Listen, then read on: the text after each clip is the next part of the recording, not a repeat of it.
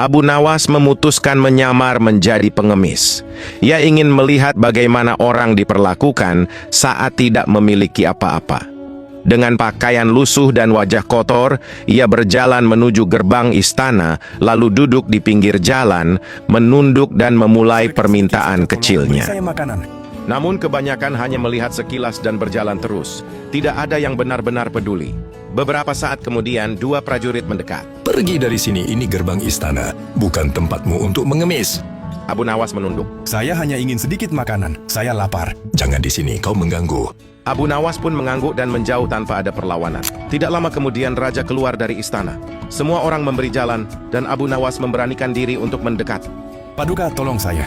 Prajurit yang tadi ingin mengusirnya kembali, namun raja menghentikan mereka. Biarkan dia. Kata raja sambil menatap Abu Nawas. Kau sudah makan hari ini?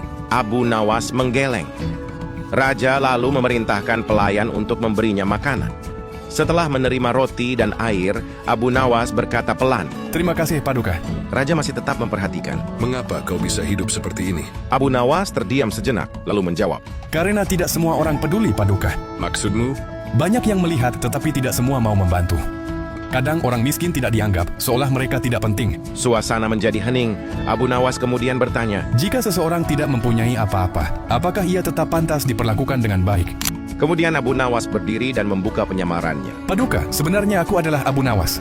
Semua orang terkejut. Abu Nawas, ternyata engkau, mengapa kau menyamar menjadi seorang pengemis? Abu Nawas menunduk hormat. Hamba hanya ingin melihat bagaimana seseorang diperlakukan saat ia tidak memiliki apa-apa, Paduka. Raja menghela napas panjang dan menatap para prajurit. Tadi kalian mengusirnya tanpa tahu siapa dia.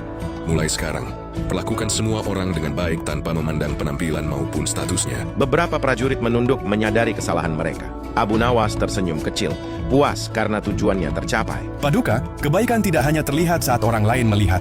Yang lebih penting adalah bagaimana kita memperlakukan mereka yang tidak bisa membalas budi kita. Raja tersenyum kagum. Aku mengerti, Abu Nawas. Pelajaran hari ini akan selalu aku ingat. Orang-orang di sekeliling mulai menyadari arti kata-kata dan tindakan Abu Nawas.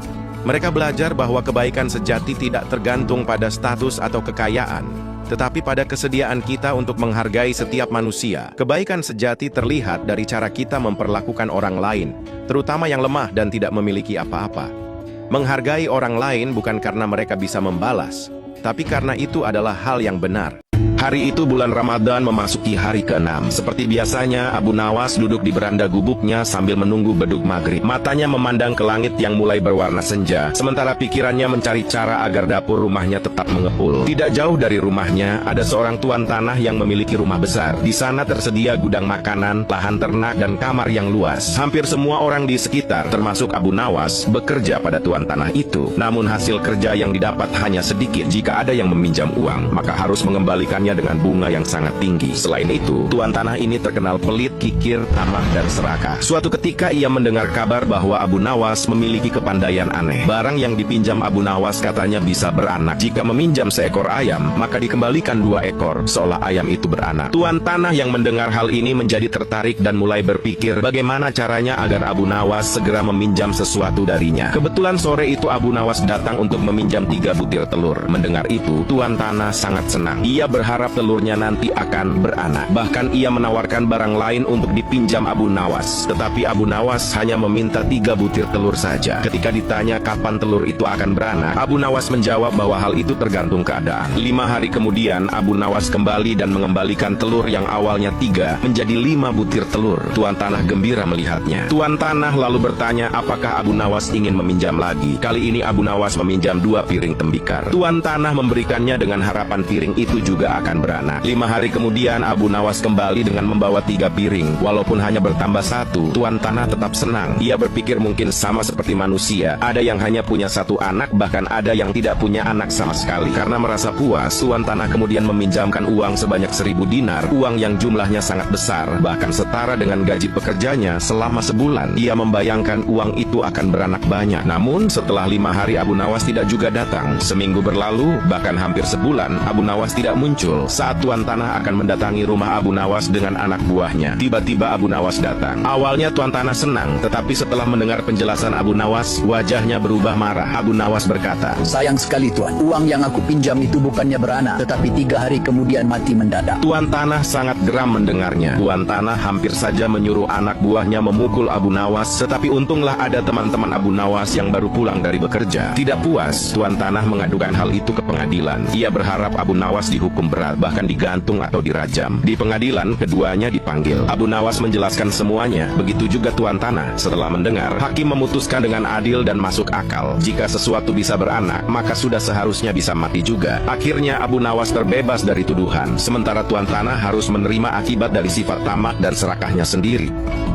Inilah detik-detik pembelahan dada Nabi Muhammad. Peristiwa ini pertama kali terjadi pada saat beliau baru berusia 4 tahun dan masih berada dalam pengasuhan Halimah Sa'diyah ibu susuannya. Ketika itu, Muhammad sedang asik bermain dengan anak-anak penduduk Bani Sa'ad di padang gembalaan. Tiba-tiba malaikat Jibril turun dan merengkuh tubuh Muhammad yang kemudian dibaringkan. Dengan penuh kehati-hatian, proses itu pun dilakukan. Jibril mengangkat hati Nabi dan lalu mengeluarkan gumpalan hitam dari dalam sambil berkata, "Ini adalah bagian dari setan yang ada pada dirimu, wahai Muhammad." Selanjutnya, malaikat Jibril membersihkan hati beliau dengan air zam-zam di dalam bejana yang terbuat dari emas. Dan setelah itu dikembalikan lagi ke tempat semula atas perintah Allah Ta'ala. Peristiwa ini merupakan persiapan awal untuk mensucikan hati Muhammad dari sifat-sifat dosa sebelum nanti diangkat menjadi Nabi dan Rasul. Sementara itu, teman-temannya yang menyaksikan segera lari dan langsung melaporkan kejadian itu kepada Halimah. Mereka berkata bahwa Muhammad telah diserang oleh lelaki berpakaian putih. Seketika Halimah panik dan buru-buru mendatangi tempat kejadian. Beliau mendapati putra asuhnya terbaring di tanah dengan wajah pucat. Lalu dengan polosnya, Muhammad kecil menceritakan kejadian yang baru saja dialaminya. Mendengar hal itu, jelas saja Halimah dan suaminya sangat ketakutan. Bahkan di malam harinya, mereka tidak bisa tidur demi menjaga Muhammad karena takut kejadian serupa akan terulang lagi. Halimah terpaksa memutuskan untuk mengembalikan Muhammad ke pangkuan ibu kandungnya di Mekah. Saat mau berpamitan, beliau tak sanggup menatap wajah Nabi karena sebenarnya Halimah belum siap untuk berpisah. Setelah berangkat, barulah tangis Halimah pecah seketika. Sambil berlinang air mata, beliau berlari untuk melepas kepergian Muhammad yang telah membawa begitu banyak keberkahan bagi keluarganya.